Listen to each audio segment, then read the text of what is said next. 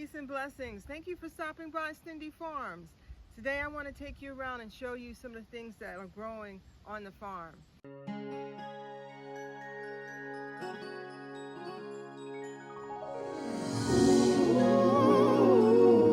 Ooh, Stendy Farms.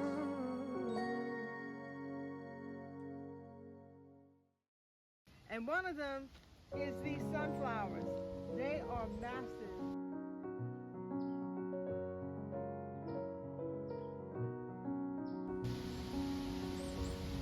You know, when I planted these flowers, I saw the picture of the heads, and the heads were so small, I thought that they would be kind of dwarfed. But look, they have grown to be, I would say, at least 15 feet tall. That's amazing. And they're so beautiful. They're starting to bloom now. I have a little patch of mullen here. This is a volunteer patch that's just came up. And this is the herb that I use a lot. Mullen is really good for your lungs. And what I normally do is I make a tincture out of it. And I keep it for the winter, you know, cold season, that type thing. Right next to it is some dill. This is one of my favorite herbs, dill, weed. And I'll probably pull some of this up or cut it and use it for, I like to put it in pasta and things like that. We got some volunteer pokeweed that's coming through. And every time I see this plant, I think of the ancestors. I pay homage to them because this plant, along with different herbs that they use, is what really kept them. You know, we talk about soul food a lot, and you know, how, you know, that was a part of our ancestry, but we never really talk about the things that they did health-wise, you know, to keep healthy and to stay fit. This is one of the plants that was eaten a lot, you know, pokeweed salad, and this is what the pokeweed looks like. And it's all over my yard, so it's a prolific grower. And this is something, you don't get this in a soul food restaurant. You're not seeing pokeweed salad or the different herbs that they use. You're just getting some of the bad stuff. And this is a patch really right here of all of my different herbs. This is thyme. This is what thyme looks like. I got a little bit of clover that's growing in here as well. But this is my thyme patch. I've had this for years. I actually transplanted it and brought it down to Georgia with me. And it's so fragrant. Oh my God. You just brush the top of it and you can smell that thyme coming up. And then I have some sage here. Mother sage is growing. I just put her in the ground. She was in a pot. I usually keep sage on the front porch. And she's finally found a home. And then I have some oregano here that I use in the kitchen. So all these plants are close to the kitchen door so that I can come out when I need to. First I have cayenne pepper, and that's really, you know, we think of that as a spice, but cayenne is really an herb. I mean, it's so good for you. So good for your blood. And some sweet peppers there. So here I have some, this plant, this is funny. Last year I put my citrus out. I did an experiment. It did not work. Most of my citrus died back so bad that this one in particular, this is actually the stock plant that's growing. The actual plant died, but whatever it was grafted to is growing. This is a hardy orange, and they say this is a very bitter plant. It really can't be eaten, but I said, you know what, even if it's just ornamental, I'm gonna let it grow. And they say you can make jams out of the oranges. Unfortunately, the plant died. And then I have a grapefruit, and you can tell oranges and grapefruits by the way the leaf, you know, it has this little extension on the leaf.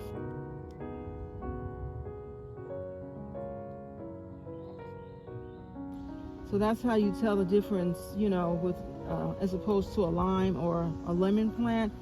And I'm noticing that there is some deformity in these bottom leaves.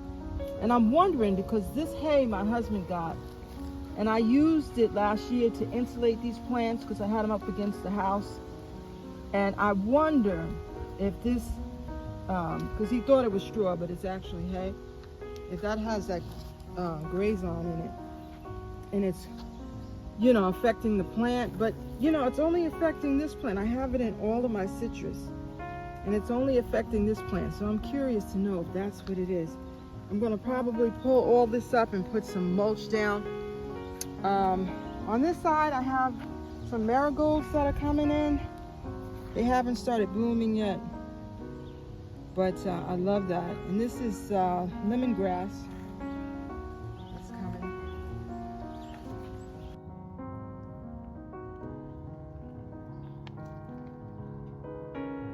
And this is the first year that we've planted. So, you know, a lot of gardening is experimenting and seeing what can grow, where, and how. My blackberries are finally coming in. And this is something I love to do when I'm out here. I'm out here every day. I come out and I'll water my blackberries. I always like to eat them as I'm watering.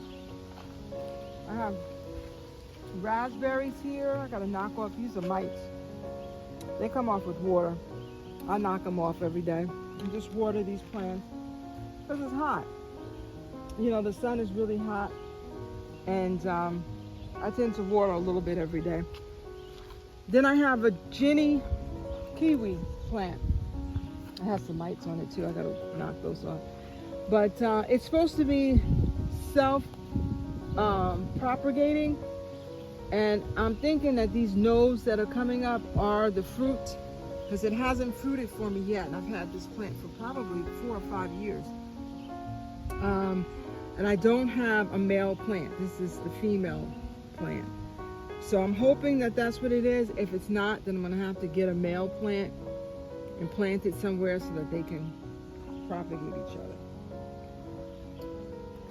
I have some figs over here. This is lemon balm, and this is starting to bolt.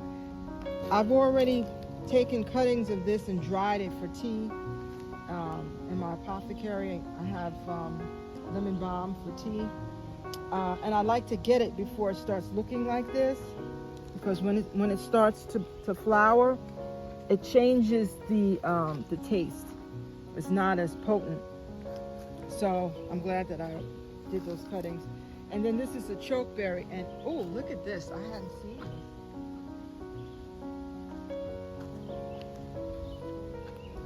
Those are the Japanese beetles. They're attracted to this plant as well. I didn't realize that. So I'll have to keep an eye on this. In the mornings, I'll come out and knock those off as well. I have some okra that's coming in, finally. My okra plants, look at that. These are okras, yay! I actually have one that's flowering, that's beautiful. And then this is a rutabaga. It's one of my favorite greens. I like those better than collards, actually. They're sweeter. It's such a really great tasting green. Then on this side I have my kale, my dinosaur kale. I can't live without it. I eat that on the weekly. I wouldn't say every day, but on the weekly, I eat dinosaur kale. My dinosaur kale wraps. I have bee balm. It's growing really well. This is, they also call this mountain oregano. You can use this as a substitute for oregano in dishes. So that's growing really nicely. This is comfrey.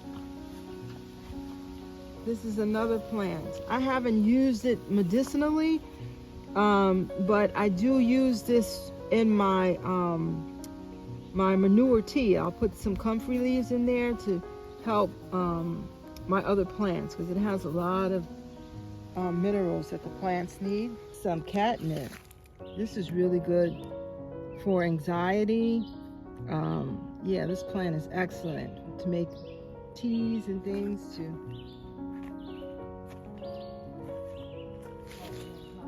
This is a mint plant as well. I think that's chocolate mint there. So this is my apothecary, or I like to call it my medicine chest.